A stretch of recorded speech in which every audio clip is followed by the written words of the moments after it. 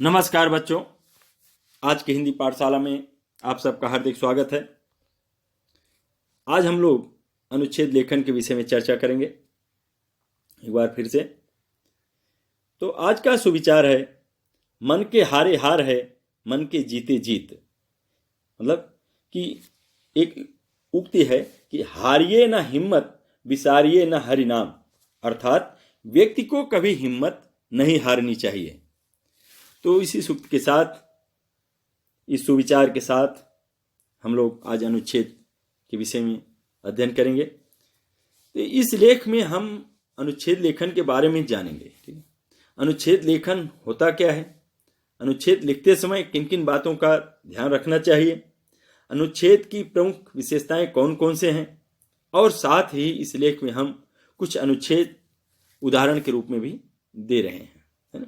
तो हमने पहले भी बताया है कि अनुच्छेद क्या है और कितने शब्दों में लिखना है। सारी बातें की हम चर्चा कर चुके हैं, लेकिन फिर भी हम इस कालांश में भी हम आपको बताएंगे। तो देखिए, किसी एक भाव या विचार को व्यक्त करने के लिए लिखे गए संबद्ध और लघु वाक्य समूह को अनुच्छेद लेखन कहते हैं। दूसरे शब्दों में, किसी घटना, दृश्य अथवा विषय को संक्षिप्त यानी कम शब्दों में किंतु सारगर्भित मतलब अर्थपूर्ण ढंग से जिस लेखन शैली में प्रस्तुत किया जाता है उसे अनुच्छेद लेखन कहते हैं। अनुच्छेद शब्द अंग्रेजी भाषा के यानी पैराग्राफ शब्द का हिंदी पर्याय है। अनुच्छेद निबंध का संक्षिप्त रूप होता है। इसमें किसी विषय के किसी एक पक्ष पर 80 से 100 शब्दों में अपने विचार व्यक्त किए जाते हैं। अनुच्छेद अपने आप में स्वतंत्र और पूर्ण होते हैं। अनुच्छेद का मुख्य विचार या भाव की कुंजी या तो आरंभ में रहती है या अंत में। एक अच्छे अनुच्छेद लेखन में मुख्य विचार अंत में दिया जाता है। अनुच्छेद लिखते समय निम्नलिखित बातों को ध्यान में रखना चाहिए। पहला, कि अनुच्छेद लिखने से पहले रूपरेखा, संकेत बिंदु आदि बनानी चाहिए। कुछ प्रश्न पत्रों में पहले से ही रूपरेखा, संकेत बिंदु आदि दिए जाते हैं। मतलब कि आप लोगों को यानी कक्षा 10 में तो संकेत बिंदु रहता ही है, तो आपको उन्हीं रूपरेखा यानी संकेत बिंदु आदि को ध्यान में रखते हुए अनुच्छेद लिखना होता है। यानी जो आपको एक विषय दिया गया है उसके नीचे मतलब संकेत बिंदु भी दिया रहता है, और आपको जो है 80 से 100 शब्दों में उन संकेत बिंदुओं के आधार पर लिखना होता है। दूसरी बात कि अनुच्छेद में विषय के किसी एक ही पक्ष का वर्णन करें। ऐसा इसलिए करना आवश्यक हो जाता है क्योंकि अनुच्छेद में शब्द सीमित होते हैं और हमें अनुच्छेद संक्षेप में लिखना होता है। मतलब जो विषय है, विषय को ध्यान में रखते हुए और संकेत बिंदुओं को ध्यान में रखते हुए हमें उतने ही लिखना है, उससे बाहर नहीं जाना है।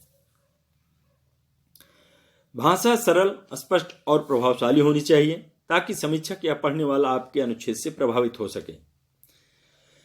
चौथी बात कि एक ही बात को बार बार ना दोहराएं, क्योंकि एक ही बात को बार बार दोहराने से आप अपने अनुच्छेद को दिए गए सीमित शब्दों में पूरा नहीं कर पाएंगे और अपने संदेश को लोगों तक नहीं पहुंचा पाएंगे। ठीक है।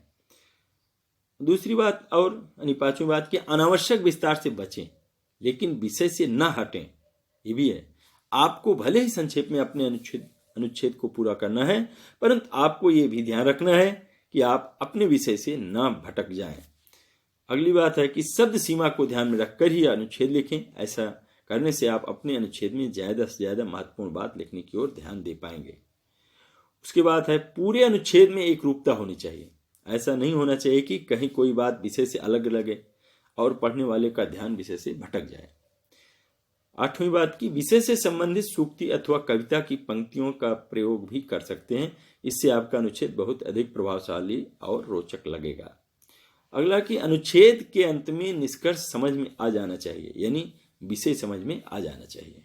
ऐसा अंत में अनुच्छेद की प्रमुख विशेषताएं कि पहला है कि अनुच्छेद किसी एक भाव या विचार या तथ्य को एक ही स्थान पर व्यक्त करता है। इसमें अन्य विचार नहीं रहते। अगला कि अनुच्छेद के वाक्य समूह में उद्देश्य की एकता रहती है। अप्रासंगिक बातों को हटा दिया जाता है, केवल बहुत अधिक महत्वपूर्ण बातों को ही अनुच्छेद में रखा जाता है। अगला है कि अनुच्छेद के सभी वाक्य एक दूसरे से गठित और संबद्ध होते हैं, गठित यानी जुड़े हुए होते हैं। वाक्य छोटे तथा एक दूसरे से जुड़े होते हैं। अगला है कि अनुच्छेद एक स्वतंत्र और पूर्ण रचना है, कोई भी वाक्य अनावश्यक नहीं होता। अगला कि उच्च कोटि के अनुच्छेद लेखन में विचारों को इस क्रम में रखा जाता है कि उनका आरंभ, मध्य और अंत आसानी से व्यक्त हो जाए और किसी को भी समझने में कोई परेशानी न हो। अगला है कि अनुच्छेद सामान्यतः छोटा होता है, किंतु इसकी लघुता या विस्तार विषय वस्तु पर निर्भर करता है। लेखन के संकेत बिंदु के आधार पर विषय का क्रम तैयार करना चाहिए। अनुच्छेद की भाषा सरल और स्पष्ट होनी चाहिए। अब जैसे है इसमें कि समय किसी के लिए नहीं रुकता। अब इस विषय पर मान लो अनुच्छेद लिखना है तो देखिए आइए कैसे हमें लिखना है। नहीं, समय निरंतर बीतता रहता है, कभी किसी के लिए नहीं ठहरता। जो व्यक्ति समय के मोल को पहचानता है वह अपने जीवन में सफलता प्राप्त करता है। समय बीत जाने पर किए गए कार्य का कोई फल प्राप्त नहीं होता और पश्चाताप के अतिरिक्त कुछ हाथ नहीं आता। जो विद्यार्थी सुबह समय पर उठता है, अपने दैनिक कार्य समय पर करता है तथा समय पर सोता है, वही आगे चलकर सफल व उन्नत व्यक्ति बन पाता है। जो व्यक्ति आलस में आकर समय गंवा देता है उसका भविष्य अंधकारमय हो जाता है। संत कबीर दास जी ने भी अपने दोहे में कहा है, काल करे सो आज कर, आज करे सो अब, पल में परलय होएगी, बहुरी करेगा कब। मतलब समय का एक एक पल बहुत मूल्यवान है और बीता हुआ पल वापस लौटकर नहीं आता। इसलिए समय का महत्व पहचान कर प्रत्येक विद्यार्थी को नियमित रूप से अध्ययन करना चाहिए और अपने लक्ष्य की प्राप्ति करनी चाहिए। जो समय बीत गया उस पर वर्तमान समय में सोचकर और अधिक समय बर्बाद न करके आगे अपने कार्य पर विचार कर लेना ही बुद्धिमानी है। अब जैसे एक दूसरा विषय है अनुच्छेद का कि अभ्यास का महत्व। अभ्यास का महत्व, इसे देखिए, यदि निरंतर अभ्यास किया जाए तो किसी भी कठिन कार्य को किया जा सकता है। ईश्वर ने सभी मनुष्यों को बुद्धि दी है। उस बुद्धि का इस्तेमाल तथा अभ्यास करके मनुष्य कुछ भी सीख सकता है। अर्जुन तथा एकलव्य ने निरंतर अभ्यास करके धनुर्विद्या में निपुणता प्राप्त की। उसी प्रकार वरदराज ने, जो कि एक मंदबुद्धि बालक था, निरंतर अभ्यास द्वारा विद्या प्राप्त की और ग्रंथों की रचना की। उन्हीं पर एक प्रसिद्ध कहावत बनी है, करत करत अभ्यास के जड़मत होत सुजान, रसरी यावत जाते सिल पर परत निशान। है ना?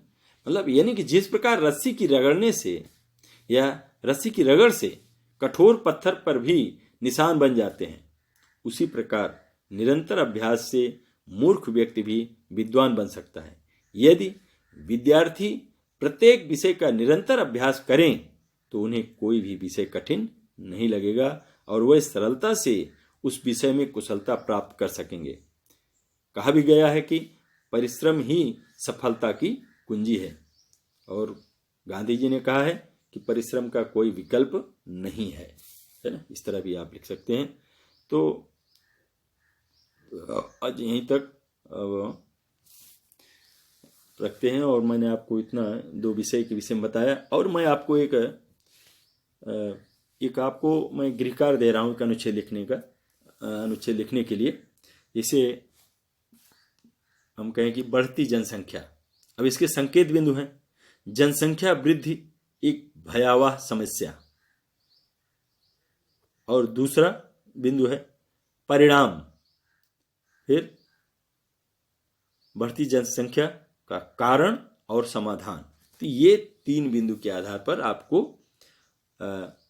80 से 100 शब्दों में लिखना है और आप लोग लिखते रहें।